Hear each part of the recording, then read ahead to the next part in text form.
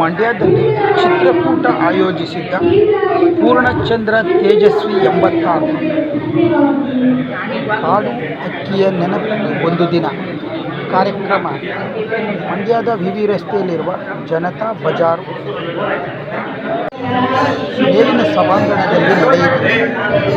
ಸಭಾಂಗಣದ ಉದ್ಘಾಟನೆಯನ್ನು ಖ್ಯಾತ ಲೇಖಕ ಮುಕುಂದರಾಜ್ ಉದ್ಘಾಟಿಸಿದರು.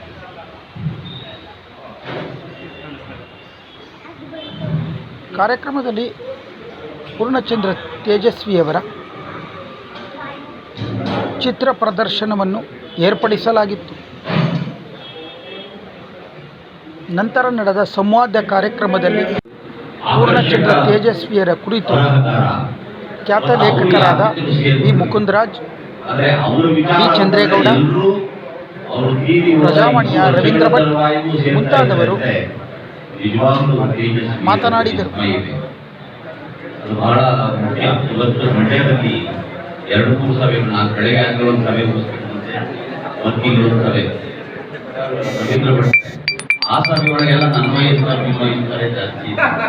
ಇಲ್ಲೆಲ್ಲ ಹುಡುಗರು, ಬಹಳ ಜನ ಹುಡುಗರು ಗೊತ್ತಿರತ್ತೆ. ಈ ತರುಣರನ್ನ ಅಟ್ರಾಕ್ಟ್ ಮಾಡೋದಿದೆಯಲ್ಲ, ಇದು ಸಾಮಾನ್ಯವಾದಂತ ಸಾಹಸ ಅಲ್ಲ, ಅಸಾಮಾನ್ಯವಾದಂತ ಸಾಹಸ.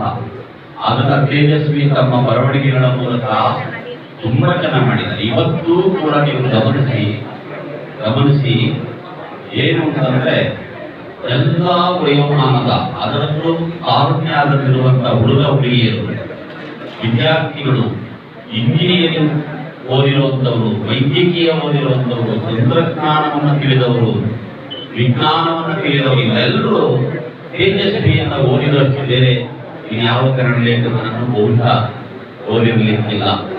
ಇವಾಗಲೂ ನಾವು ಏನಾದರೂ ತೇಜಸ್ವಿ ಅಂತಂದ್ರೆ ನಮ್ಮಿಂದ ಜನ ಬರ್ತಾರೆ. ನನ್ನ ಕಾರಣಕ್ಕಲ್ಲ, ತೇಜಸ್ವಿಯ ಕಾರಣಕ್ಕೆ. ಇವನೇನೋ ತೇಜಸ್ವಿ ಬಗ್ಗೆ ಮಾತಾಡ್ತಾನೆ ಕೇಳಂತಾಳೆ ಸ್ವಲ್ಪ. ಇವತ್ತು ವೇದಿಕೆ ಮೇಲೆ ನನ್ನ ಆತ್ಮೀಯರು ಮತ್ತು ಲಗೇಶ್ ಪತ್ರಿಕೆಯಲ್ಲಿ ವರದಿಗಾರರಾಗಿ ಆ ಕಾಲದಿಂದಲೂ ನಮ್ಮನ್ನೆಲ್ಲ ಆಕರ್ಷಿಸ್ತಾ ಬಂದಿರುವ ಚಂದ್ರೇಗೌಡರಿದ್ದಾರೆ. ಅವರು ತೇಜಸ್ವಿಯ ಒಡನಾಟದ ಬಗ್ಗೆ, ಲಂಕೇಶರ ಒಡನಾಟದ ಬಗ್ಗೆ ಪುಸ್ತಕಗಳನ್ನೇ ಬರೆದಿದ್ದಾರೆ. ತೇಜಸ್ವಿ ಜೊತೆಯಲ್ಲಿ ಒಡನಾಡೋದಿದೆಯಲ್ಲ, ನಮ್ಮಂತವ್ರಿಗೆ ಆಗ್ತಾ ಇರಲಿಲ್ಲ. ಅವ ಹಂಗೋ ಹಿಂಗೋ ಲಂಕೇಶ್ ಜೊತೆ ಕೂತ್ಕೊಳ್ತಿದ್ವಿ ಹೊರತು ತೇಜಸ್ವಿ ಹುಡುಕೊಂಡು ಆ ಕಾಡಿಗೆ ಹೋಗಕ್ಕೆ ನಮ್ಮ ಕೈಲಿ ಆಗ್ತಾ ಇರಲಿಲ್ಲ. ಆದ್ರೆ ನಮ್ಮ ಚಂದ್ರೇಗೌಡನಂತವರು ತೇಜಸ್ವಿ ಹುಡುಕೊಂಡು ಅಲ್ಲೆಲ್ಲ ಹೋಗೋರು. ತೇಜಸ್ವಿಯು ಇಂಥ ಜೋಗಿ ಜಗದವರೇ ಬೇಕಾಗಿದೆಯಾ?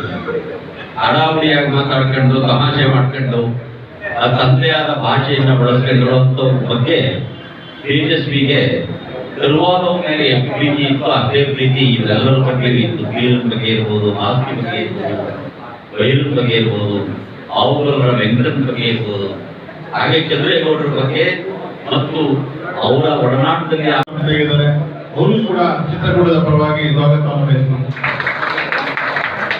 ಪ್ರಜಾವಾಣಿ ಪತ್ರಿಕೆಯ ಹಿರಿಯ ಪತ್ರಕರ್ತರು ಅಂತ ರವೀಂದ್ರ ಭಟ್ ಅವರು ಇವತ್ತು ಜೊತೆಗಿದ್ದಾರೆ. ಅವರನ್ನು ಕೂಡ ಈ ಚಿತ್ರಕೂಟದ ಪರವಾಗಿ ಸ್ವಾಗತವನ್ನು ಬಯಸುತ್ತಾರೆ.